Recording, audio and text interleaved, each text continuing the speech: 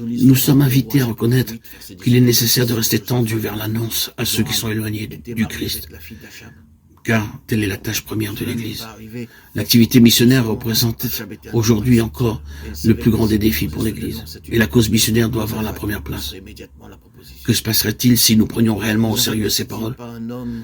Nous reconnaîtrions simplement que l'action missionnaire est le paradigme de toute tâche de l'Église. Nous ne pouvons plus rester impassibles dans une attente passive à l'intérieur de nos églises. Il est nécessaire de passer d'une pastorale de simple conservation à une pastorale vraiment missionnaire. Et cette tâche continue d'être la source des plus grandes joies pour l'Église.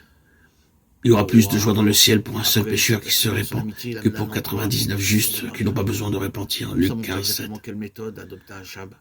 Les chrétiens mondains connaissaient beaucoup de méthodes pour tromper même les croyants sincères.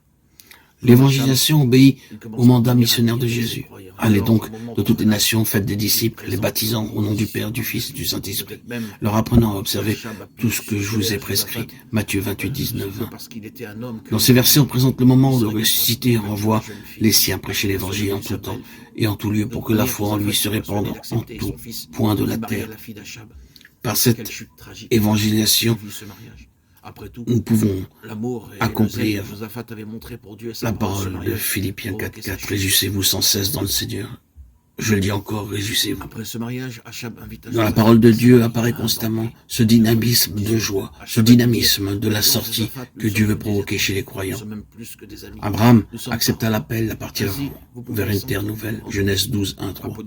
Moïse écouta l'appel de Dieu. Va, je t'envoie. Exode 3, 10. Et fit sortir le peuple vers la terre promise. Exode 3, 17. À Jérémie, il est dit, vers tous ceux à qui je t'enverrai, tu iras. Jérémie 1, 7. Aujourd'hui, dans cette allée de Jésus sont présents les scénarios et les défis toujours nouveaux de la mission évangélisatrice de l'Église. Et nous sommes tous appelés à cette nouvelle sortie missionnaire. Tout chrétien et toute communauté discernera quel est le chemin que le Seigneur demande.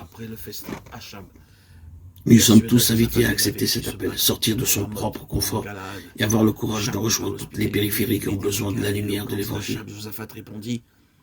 La joie de l'Évangile qui remplit la vie de la communauté des disciples est une joie missionnaire.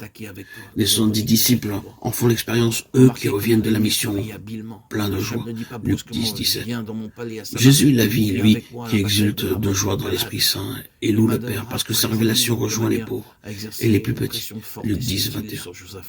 Les premiers qui se convertissent la ressentent remplis d'admiration en écoutant la prédication des apôtres, chacun dans sa propre langue. Acte 2, 6. À la Pentecôte, cette joie est un signe que l'Évangile a été annoncé et donne du fruit. Mais il y a toujours la dynamique de l'exode et du don, du fait de sortir de soi, de marcher, de semer toujours de nouveau, toujours plus loin. Le Seigneur dit, allons ailleurs, dans les bourgs voisins, afin que j'y prêche aussi, car c'est pour cela que je suis sorti. Marc 1, 38. Quand la semence a été semée en un lieu, il ne s'attarde pas là pour expliquer davantage ou pour faire d'autres signes. Au contraire, l'Esprit le conduit à partir vers d'autres villages, d'autres contrées, d'autres continents. Il savait que Josaphat honorait les prophètes de Dieu. Aussi avait-il rassemblé 400 faux prophètes prêts pour la consultation. Ainsi, lorsque Josaphat demanda un prophète, Achab en fournit 400. Achab voulait donner l'impression qu'il était lui aussi un homme craignant Dieu. Mais hélas, sans aucune exception, les 400 prophètes étaient spirituellement aveugles. Ils dirent tous à Achab, « Va à la bataille et tu vaincras sûrement. Monte, le Seigneur est avec toi. » Ils ne se préoccupaient pas de la justesse des pensées et de leur cœur. Si ces rois meurent à la bataille, qu'ils meurent.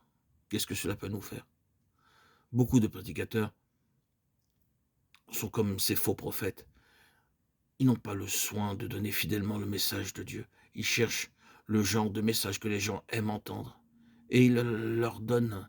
Ils désirent seulement acquérir une grande popularité, de la bonne nourriture et beaucoup d'argent. Ainsi, ils satisfont les appétits charnels des gens.